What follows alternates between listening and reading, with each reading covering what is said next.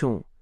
અત્યારના સમયની વાત છે, એટલે કે 2025ની સાંજના સમયે એક મોટા ઝાડ નજીક ચાની દુકાન આગળ બેઠા બેઠા કનુભાઈ ઠાકોર કહે છે, મારા બાપાએ મને ભણાવ્યો હોત તો હું નોકરી કરતો હોત, અત્યારે આ મજૂરી ના કરવી પડોત.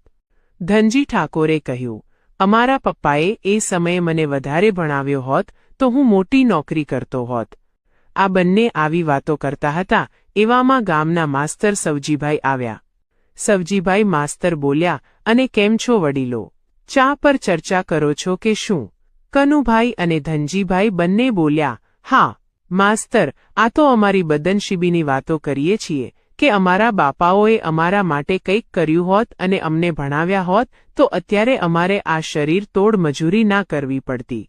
સવજી માસ્તર બોલ્યા, સાચું કહ્યું, પણ હવે ભૂતકાળ બદલી શકાય નહીં, પણ આપણે આવનાર ભવિષ્ય બદલી શકીએ છીએ.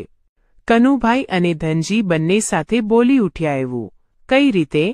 સવજી માસ્તરે કહ્યું કે અત્યારે ઓબીસી અનામતમાં ઠાકોર સમાજને ઘણો અન્યાય થઈ રહ્યો છે.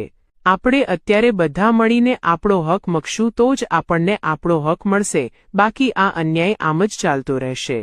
સવજીભાઈ બંનેને કહે છે કે તો ચાલો મારી જોડે આજે ઓબીસી અનામત વર્ગીકરણ મુદ્દો સમજાવવા જાગૃત સમાજ સેવકોએ રાધનપુરમાં એક મીટિંગનું આયોજન કરેલું છે. એવામાં તરત જ કનુભાઈ કહે કે ના ના માસ્તર, મારે તો બીજા એક કામની મીટિંગમાં જવાનું છે. ધનજીભાઈ પણ કહે છે કે આ વાળી શું ઓબીસી વર્ગીકરણ, મારે તો મારા છોકરાને હમણાં ભણાવવા બેસવાનું છે, મારી પાસે ટાઈમ નથી. સવજીભાઈ હસતા હસતા કહેતા ચાલ્યા કે છોકરાને ભણાવો છો પણ નોકરી જ નહીં મળે આ અનામતના અન્યાયના કારણે. શું મતલબ એટલું ભણાવીને? જો આજ નહીં ઉઠીએ તો કાલે હક નહીં મળે. સમય બદલાયો પણ પ્રશ્નો એ જ રહ્યા. હવે ઘણા સમય પછી કનુભાઈ અને ધનજીભાઈના છોકરાઓ રાકેશ અને મુકેશ બંને બગીચામાં બાંકડે બેઠા બેઠા વાતો કરે છે.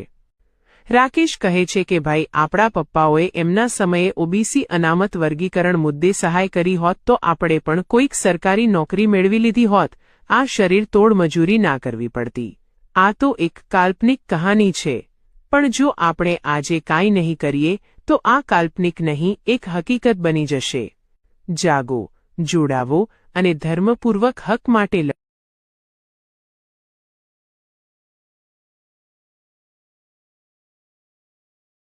Like, comment, and subscribe.